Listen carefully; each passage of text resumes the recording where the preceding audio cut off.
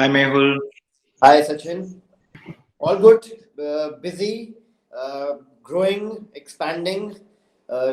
Happy that even in these COVID times, we've managed to grow and we managed to acquire properties across the globe. I think that's working very well for us. Yes, yes. I was going through your website. Initially, I Right. thought that you guys operate hotels end to end, in the sense own and operate, and then I realized that you guys are running a this thing, management company for hotels, No, right? so it's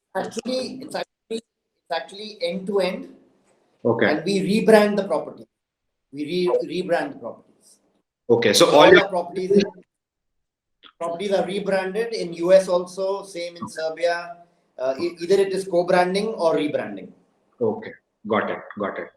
All right. So I got to know. I think I sent you a request on LinkedIn where we got connected, and then I messaged you a couple of times after that. I was trying to sort of reach out to So you for Sachin, my.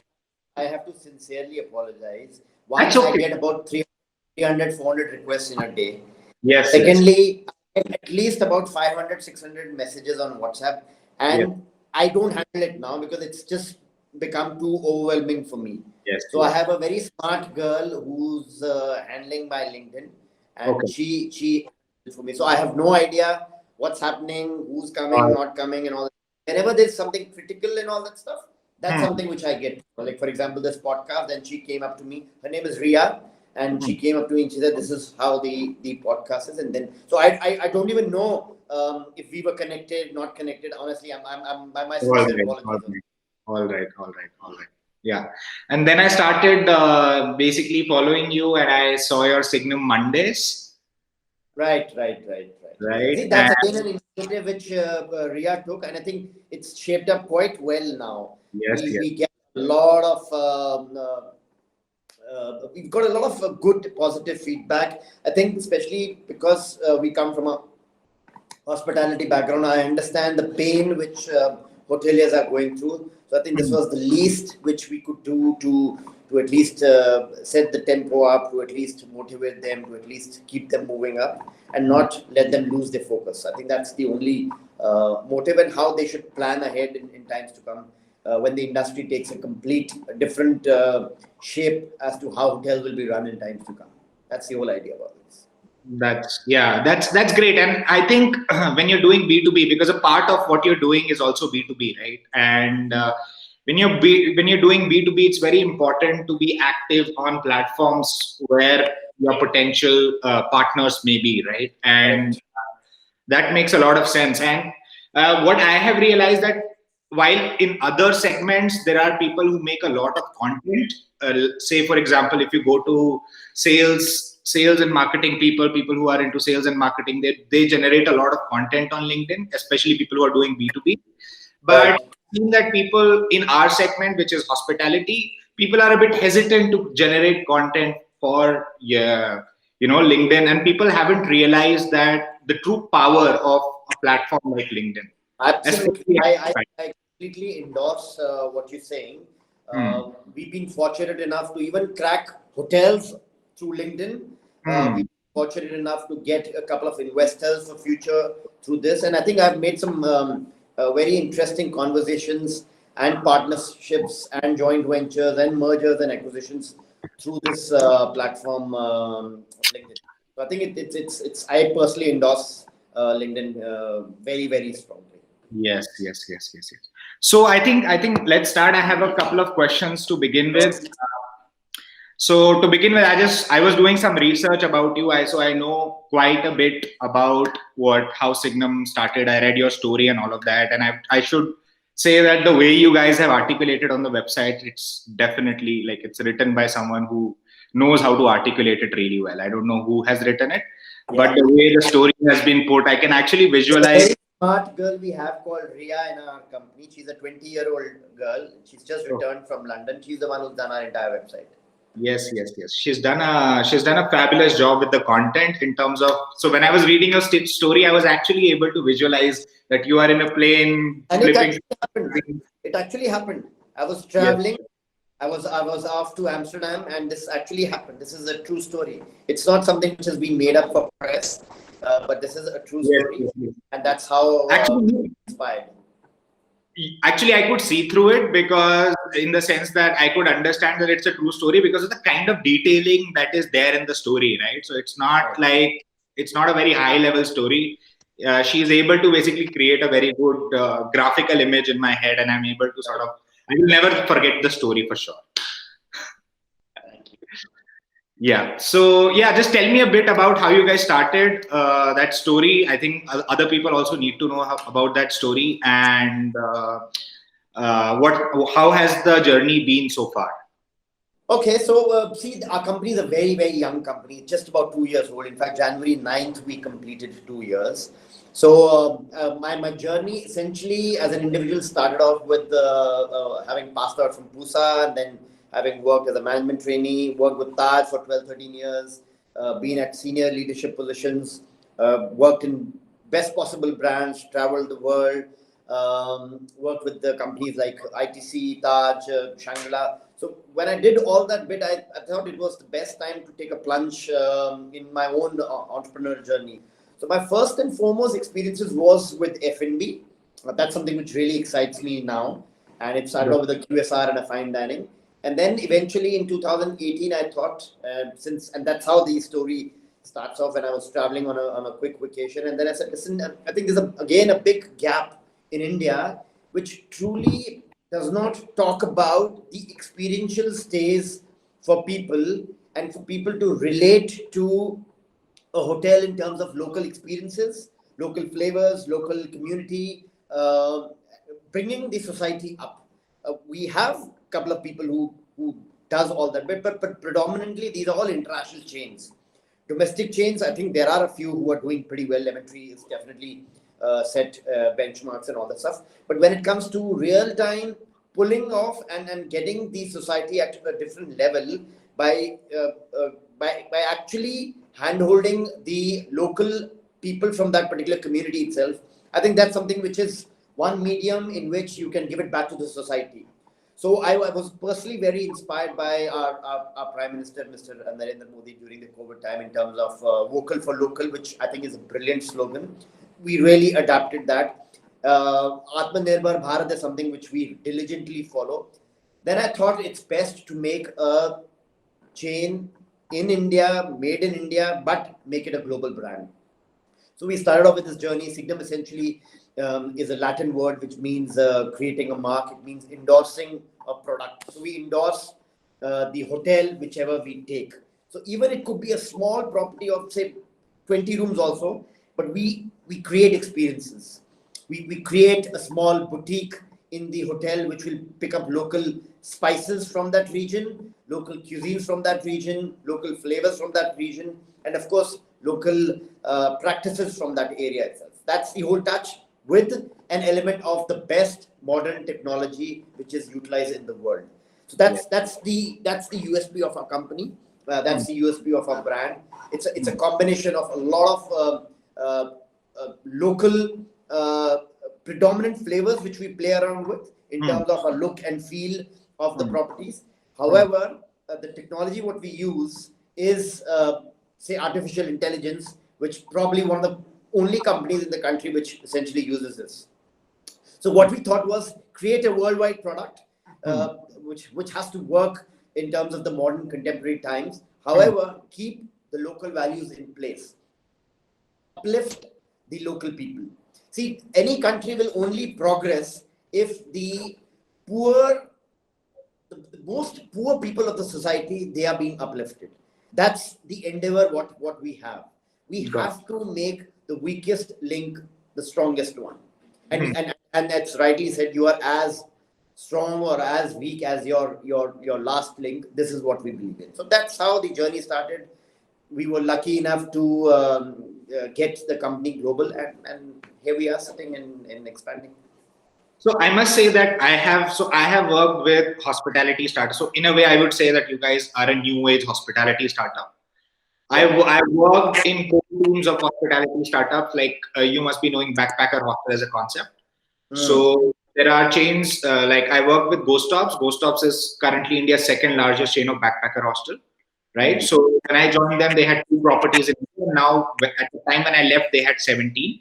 So just in 2 years, they were able to add so many properties, right? But they had been operating for 3 years before that, before I joined, right? So they had all the SOPs and all that in place. Right. And my job was to come in and sort of scale it and sell the inventory and make sure that it becomes a brand, right? And get in Right. franchisees and all of that. All right. So one of the things that I learned when I was working with these companies, I was involved since I was a part of the core team. My job role was not defined to just being the marketing guy or just being the sales guy or somebody who scales this online. My job was also to identify, different kinds of operational challenges. And one of the things that I came across and we used to emphasize in our meetings is we wanted to make sure that all our inventory is within India to begin with, and then we wanted to go ahead, right? What I find unique about how you guys are expanding, it's very different the way you guys are expanding, right? So you have a few properties in India, a few in London, a few in United States of America, right? And in 2 years, if you have 18 properties, all of them are distributed around the world. So what's the idea behind this? What's the strategy? You know, this honestly happened by default during COVID times only. We started working like a typical Indian chain, expanding in India and all that stuff. But during COVID times, what happened was we saw a lot of international properties, international brands leaving the owners in US, Canada, UAE, Dubai, Sri Lanka, and all that stuff. So I thought it was a great opportunity because once the deflagging happens, and obviously the large chains like the Marriott or the Hilton, they had to consolidate their losses, so they started terminating the agreements. We thought it was a great opportunity because the only thing which was happening after that was distress selling from the ownership's perspective. So a 100 million property was going at about $25 million dollars. It did not make sense. So we reached out to the owners, telling them, listen, don't do panic selling. Hold on, we will come to your rescue. We made a very lucrative financial model for them. Some places they exited, some places they wanted to pay liquidation damages, which is what is very predominant in US. But that's how it started off. So I reached out to the Patel communities there, which is one of the largest in US, and it worked very well. Says they also thought it made sense that why should they sell the property at $25 million when it's the span for the pandemic is just about 1.5, 2 years. Correct. That way we did our numbers and got back and stuff, and what worked for us. In terms of operations, what are the kind of challenges like are you already facing? In terms of managing those properties since they are so So I'll tell you what, we in the last 8-9 months, the SOPs, brand standards, brand markers, technical brand standards have all been set and made. 9 months, we diligently worked day in and out to make our brand standards there. We've got our quality and audit team. We've got our general managers who go through a rigorous induction of all these SOPs and brand standards. And since I come from Taj, most of our team either is from Taj or ITC, and they've been at the levels of CEO or regional directors. So operationally, very, very sound team. It's just that how the implementation is done. So once the person comes on board, he gets completely inducted. And then, of course, followed by a crack team which comes, gets the transition process done for about 2 months' time. And then the general manager takes over the property. And then remotely, it's controlled in terms of audits and measures by our quality and audit team. That's what we do. So we haven't technically faced any challenges. The only challenge what I face is the timing. I had a 4:00 call today in the morning with US. That's something which is there in terms of time gap is something which is difficult for us to relate. But in terms of processes and all that stuff, I think it's very seamless. Our technology is well equipped to handle global properties because that was a vision which we all carried to make a brand, Indian brand, a global company. All right. So one very interesting thing that you pointed out, which is you're doing remote audits, right, to make sure that there is a level of service So that both remote and physical audits, both.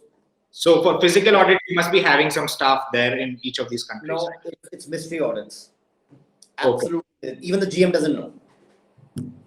Okay. The GM does not know that there is an audit which is happening from the property. We're very clear on that front. All right. And for remote auditing, like what are the parameters or what are some of the? There are enough. Each parameter is about. Right from reservations to calls to how it's been addressed to the standard salutation, to the greetings, to the brand standards, to pre-COVID, post-COVID safety measures, to what chemicals are being to be used, to VIP guest level. Everything is there. It's just that you have random calls, and those guys rate those calls based on those parameters which has been linked. So that's how it is. Got it, got it. And yeah, so I was reading a bit about you guys, and I saw that you guys are partnered with a company called Centric for your robotics Correct. and AI requirements. Correct. So, while I understand like AI can play or robotics can play a very, very strong part, and we are into that only in a Right. way that our vision is to sort of provide make smart buildings more accessible to Right. medium-sized players. And so currently, what happens is that large commercial property owners are able to sort of afford a smart building, but or afford in the sense that they know about a smart building, and a small player is basically just swayed away by the idea of smart building because it sounds so big, but it's actually, if you try to figure it out, it is very easy to figure it out. But my question is that what kind of applications does this AI and robotics have in your properties? Like what kind of business problems are you trying to solve? So right. So AI essentially plays a two-pronged approach. One is getting our payroll costs down by about 4 to 5%. A lot of processes in terms of stores, backend, HR, admin, payroll is all automated. So that gets my cost down drastically in terms of payroll costs. We operate anything at about 15 to 17% of our payroll cost, which is a very good, healthy number to achieve. And secondly, the forecasting tools, the chat buddy, the also helps us in enhancing our sales when the people are visiting our websites.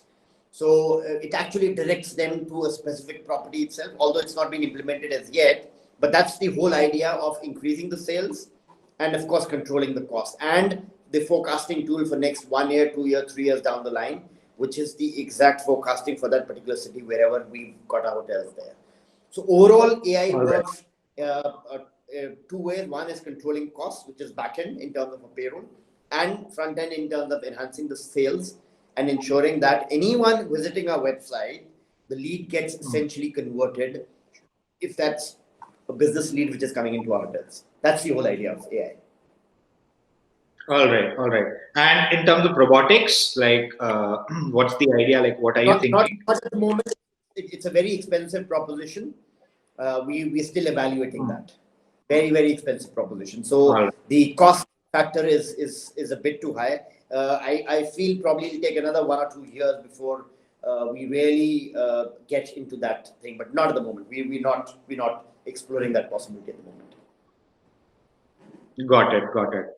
Uh, Now to understand so there is one aspect of your business which is B2C, selling your inventory to the end consumer, like the guests, right?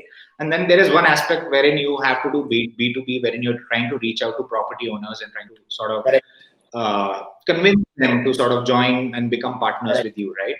So, in terms of B2B, because I am selling to hoteliers, right? So, in a way that this is an opportunity for me to learn from you, and you have a very vast experience. So, my question is that how do you go about it? Like, what's your strategy of sort of going out there and acquiring hoteliers who could come on board and become your partners, and sort of you could give your service? So we follow two approaches: B2B and B2C.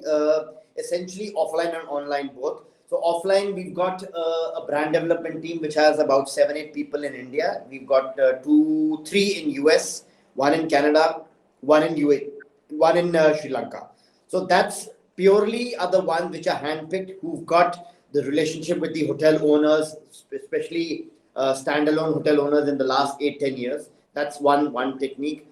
Secondly, is we also do a lot of search engine optimization and Google AdWords to direct the traffic through our website. So people looking out and probably using a AdWord like the best hotel company in India, for example. These are the key AdWords which essentially we've started playing around with to direct those queries into our our website and then converting them. And of course, a lot of partnerships and a lot of JVs and local partnership with one of the predominant players in each country helps us really to make inroads.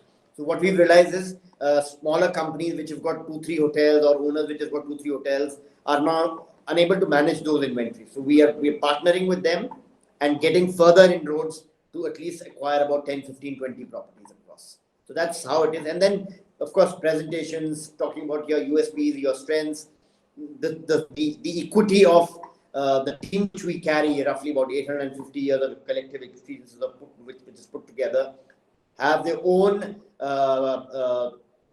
the relationship which they carry. So all that essentially also helps us around. So collectively, all of this put together helps us. We essentially get about 5-7 leads every day now.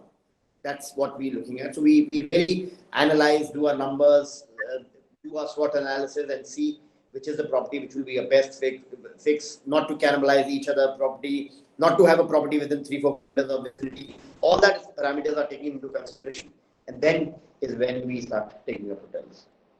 All right.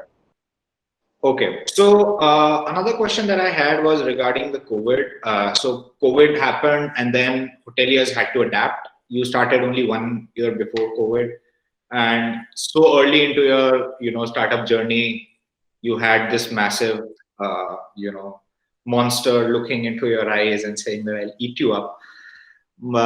So how did you adapt? Like, what are some of the measures that you took, and and how did you sort of win the confidence of your partners, saying that you are the right person who will be able to sort of go out there and service them? The biggest confidence booster which we got was that ours is a zero debt company. First of all, we've got no investors, we've got no debt whatsoever. That's the biggest thing which has helped us to survive. First of all, 80% of the people today are struggling to pay their EMIs and all that stuff. Thankfully, we do not have anything of this sort. So that gives a lot of trust to our partners that this is a company which is absolutely has a mean structure. It has got no liabilities. It's safer to work with them, because eventually what happens is, if you work with a company which has got a lot of debts on them, you're also scared that what if there is a liquidation process which starts off and then the company goes bust and all that stuff. So that's something which works very well for us. First of all, one of the very few companies in country in terms of hotel which does not have any debts at all. So everything is bootstrapped. We've been profitable from day one. This is something which worked very well for us. Secondly, I think the tech and the architecture, brand architecture and the brand standards what we implemented is something which is extremely comfortable to be adapted, and it made a lot of sense for the ownerships to partner with us too, because they really saw the practical aspect of how an SOP needs to be implemented on day-to-day activities. We do not see, we're not a large brand, we're just a small company, but our SOPs are something which is adaptable and it is doable on day-to-day basis, keeping the brand identity in place. It worked very well. The PIP which we do, the property improvement plan, is staggered in a period of about 6 to 9 months. The payment which these guys, the ownership does to us in terms of sign-up fees is staggered. We also link performance parameters to our performances, which is a GOP assurance, second year, third year down the line, which is also a very positive thing. And as low as 25% and as high as 35% is a GOP assurance what we give. So all these things gives a lot of confidence to the ownership. Having about 6 sales offices now, international sales offices, a 360-degree social media company, a PR in-depth understanding of PR. And the most important aspect is hoteliers turn into businessmen. So we are not essentially businessmen who started their hotel. I've been a hotelier all my life. All our team members, all our partners are hoteliers all their lives. So that also gives a lot of confidence to the ownership that he's worked in IDC. They understand the real time running of the operations of the property. So all of this collectively give a lot of confidence to the partners. Got it. And what's your take on in terms of technology as to, like, post COVID? How do you think can technology play do you think technology can play a vital role in sort of salvaging hoteliers out of this situation? Absolutely. And It will play a very, very important, vital role. The most important thing is it's going to help us in cutting down the cost. It will help us in really reaching out to mass markets. Especially now in India, it's going to be all domestic driven market. I think tech definitely, in terms of the marketing tools, and it does help us in reaching out to the real time customers, the people who are traveling and spending money. So, for example, AI essentially is a tech which has brought down our rooms to staff ratio by 0.35%. We were operating at about 1 is to 1, and we've come down to about 1 is to 0.65. So that's what the tech is all about. The loyalty program, which we've started, is something which is really effective and really, really ensures that the people stick around to the brand, and ensures that it works very well. The food app, contactless dining, QR codes, cloud kitchen concepts. I think that's the next big thing, and that is what the need of the hour is. yep. Yeah, so I was again. I was reading about you. I was reading an article, a news article, wherein you talked about an end-to-end contactless experience, and you had implemented it back in May only. Correct. I think, yeah, I think it was 9th of May when the article was released, and I was quite surprised because those were still very early days of COVID, and for you to be able to see through all of it, and while everyone is still contemplating, you implemented an end-to-end touchless experience. That's quite Right. commendable. Right. Right. So, and a lot of hoteliers are now, would want to sort of go ahead and implement this kind of a system wherein they're able to get their guests under their confidence. Correct. Now, Correct. how do you, like, what advice would you give to someone who is running one property, one or two properties, and he's probably running a mid-size hotel? And how do you like, what advice would you give him in order to, how should you go about implementing this, right? Because My advice to them would be just come and join Signum. That's about it. Why all should right, I play all my cards? Simple advice: definitely, come and join, because that's my target clientele. I'm not going definitely. to tell them anything about our SOPs. The only advice I can give is come join us, and we give you profit guarantees. Simple as that. Yeah, and I think it makes a lot of sense as well because you guys are expanding quite quickly, and it's quite visible. The way you guys are growing, it's quite exponential, especially even during the COVID time. That when I Actually, I'm grateful. Well, I don't know whether it's a good learning. I mean, there was an article which I gave an interview in Economic Times which talked about every crisis is an opportunity. I think that's something which really hit me. That COVID essentially is a human to human transmission. It has to be a technology which is contactless, and that's when it started working, and we thought let's make the best out of it. So yeah, that's what it is. And plus, you know what, honestly, very, very fortunate to have partners, and I would like to name a company like Sentry, company like Easy Rewards, Ease Room, our PMS and channel manager partner, Kepsla, Book My Banquets, Architects, IB Associates. Some brilliant partners we've got who selflessly stood by us during our tough times, and really, really were with us during these times. All our social media partner, Templatolio, our PR partner. So they all partners who believed in us and stood by us. And I think this is something which is incredible, and worked very well for us. So it's, you know what, it's nothing. I was reading an article yesterday, or maybe I read, businesses is all about making people, and then people eventually grow your businesses. So you grow your team, and then the team eventually grows your business. So that's something which we believed in, worked quite well for us. Yeah. So, in terms of partners, right? So you talked about your property management partner and different other kinds of partners, right?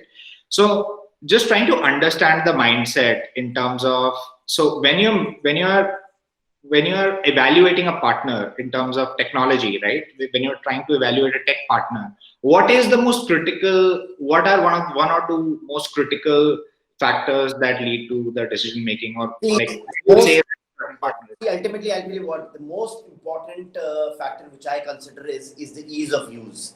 I think if I get this technology into a hotel, would the junior most person be able to adapt to. I'm not going to use it. You're not going to use it. Neither are the board.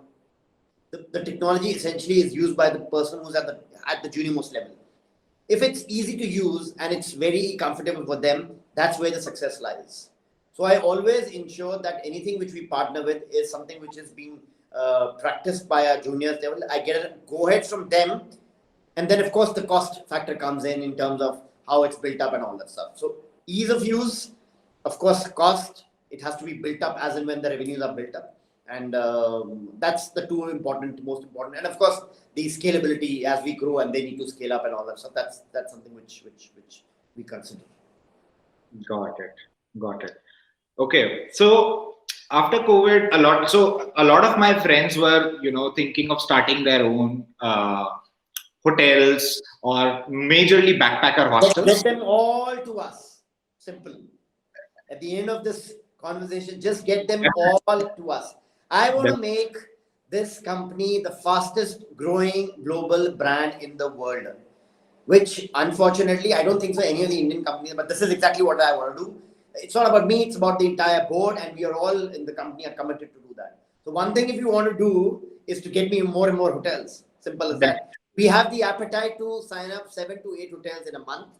That's how strong we are in terms of our backend, in terms of our talent, in terms of the pool which is available with us. We've started our own academy called the Signum Training Academy. It's just getting launched in the next couple of days, in which we will train our own people and absorb them in our own hotel. So we've got talent which is available, we've got procurement which is centralized, technology which is readily available, architects which is out of the best in the world. What else do you need? As simple as that. To see you scale up. Got it. All right. So again, my question was that they've lost. Whatever your questions are, answer is one. Yeah. So should I go ahead? Should I ask? As long as you're not taking anything, it's okay. Yeah. So the question was that a lot of people who wanted to get into hotels, who wanted to start off with their experiential stays, a lot of my friends who are young, they wanted to get into, say, running a backpacker hostel or running something really, really cool and something that is extremely, experiential in nature, right? But the thing is that our tagline is experiential stays, just for your information. Yes, I have gone through your website, I've read your stories, I've seen everything in detail. Okay. I know your value proposition is experiential stays. I've gone through the pictures and also it's quite unique. So that's why I just want to know that they've lost a lot of motivation because they're not sure whether the market, you understand, there's a lot of uncertainty. And for someone who is as young as me, I'm 26 at this point in time, for me to be able to go out there and set up a hotel property end to end means that I'm putting in all the savings that I have plus I'm taking a loan, right? So what would you say to them? In terms of how should they see the perspective? I really admire the spirit of entrepreneurship. I think it's one of the best things which you can do to yourself.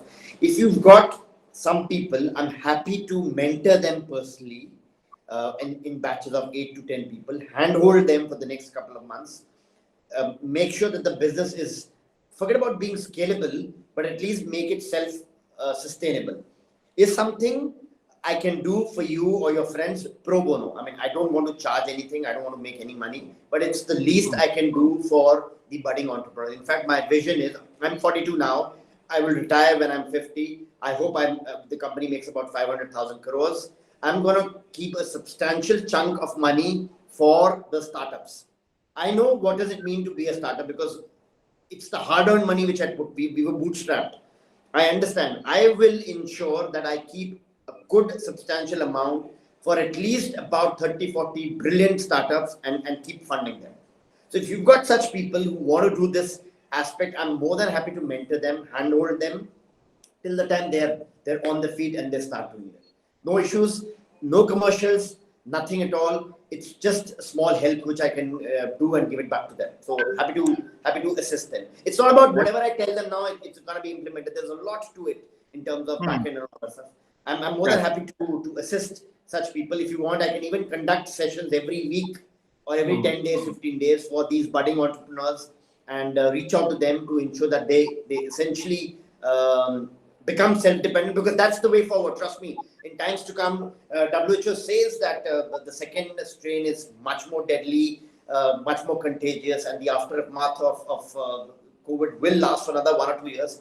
I personally feel it's the best is to go independent and be on your own. So I'm extremely, and it's a serious discussion which I want to have it with you. If you think you can collect 10, 15, 20 people every week, 10 days time, I'm more than happy to give 1 hour of dedicated session to these people so that they start working on their own. Keep growing that. Keep growing that. No problems in that front. Got it. That's really kind of you for you to like, because since you're running so many properties, and I understand the kind of, how much it sucks you into your operations. No. So we lucky that we've got solid operations team, right from director of operations of Hyatt to the MD of a certain company. Our operations is rock solid. So I'm lucky I can spare time out. And there is no see, if you're not able to give your experiences and your learnings to people, I think your life is wasted. Simple as that. So I think this is the least I can do. And I would, Sachin, I would really urge you, and it's an idea which just struck, catch hold of 10, 15 people, your friends or whoever wants to be an entrepreneur related to our field. If they want to start their own, we can set up a calendar every 15 days. I'm happy. And let them the most difficult, toughest questions, and I'll be happy to answer them. And I would love to handhold them and take them to the next level. That sounds two conditions, no money involved, and let them be on their own. I don't need anything. That actually, this is something that I can definitely consider, because even from my, even I want to give a lot of value to hoteliers, because they are essentially the people that I'm serving at any given point in time. And my even with this podcast, the idea is to give them value, right? So if I could sort of give much more hands-on value, which you're willing to give like every week, I'll be more than happy to explore that idea. But I have to let me think through it and get back to you on this. Yeah. So my schedule is managed by Joy. You already in touch with him. You can always block the calendar off. 1 hour every week. Good budding entrepreneurs, people who've got the real fire in them, the real passion in them. I would love to mentor them. This is like my dream, honestly, to keep mentoring and ensuring people are on their own. So happy to do that. We can start off next week itself. All right. So one thing, this is on a closing note. I really like the energy that you have. You have a very, you're very energetic for who's starting his own startup at the age of 42. So generally people start. I started off at 36, by the way. Okay. And I'm not even 42. I'll be 42 next month. So I'm still 41. But my energy levels will beat you up. This is something where I can bet you. It's already beating me up. That's something that drives me. See, what drives me is the fire in me, in which never douses. I get bogged down at times, but then there is something in me which keeps telling me, listen, get up, get going, get up, get going. And I think that's something which is what it is. And I think I've been blessed with a lot of good friends. My mentors, our board. When I started on my career, they were vice presidents and CEOs of the companies. And I'm very fortunate, people like Mr. P.K. Mohan Kumar, Mr. Girish Bindra, Ish Anand, Sunil Sikka, Manoj Virmani, Riaz Ahmed, Chef Sultan, Rajiv Duggal. These are a board which any company would really envy. So we're really fortunate to have people like these in our company. So it's nothing but being fortunate. That's what it is. Yes. So on that note, I would say thanks a lot, Mehul, for joining the podcast. To your people, your friends next week, and I mean it. Let's do it. Yes, definitely. And let's start this sessions next week onwards. Pure mentorship and real hardcore mentorship. Just pick up 10, 15, 20 people every week, and let's get them going. Definitely. Yeah. So I'll have to think through it. I'll have to think through as to how do I want to structure it, and let me propose it to you, and let's take it from that point in time. But I'm totally there. You tell me what do you need from me. I don't need any proposals. If you want that, this is the guy. He has an idea how it can be shaped up in terms of hospitality, tourism, hotel space. I'm more than happy to give real-time inputs which will help him or her to really get going. No problem. God. Yeah, anything. I mean, the only thing which I have probably is a gift of a gab is like I can speak impromptu and I don't need to prepare what I need to do. It's just that I've done this bit. So happy to share my learnings and experiences with the fellow team members. But next week, let's do it. Definitely. Don't So, let it die. Don't let it die. Okay. I will not. Don't worry. Don't worry. I will not let it die. That's not the thing. I look And forward to seeing you next week with good, definitely. energetic people like you, and so that we can take it ahead from there. Definitely. So, like a very good luck to you for the ferocious vision that you have to become the fastest growing hotel brand in the world. And I'm sure you'll be able to do that because of the kind of. Fastest also means quality over quantity. Hmm. Most important thing is we always believe in quality over quantity. We don't want to be masses. Because that's the only way to stay relevant and sustainable for a long period of time. And that's how you dominate an era. And you don't, like, when I say era, I'm not talking about 10 years. That's how you build a brand that lives beyond you, right? So, yeah. Yeah.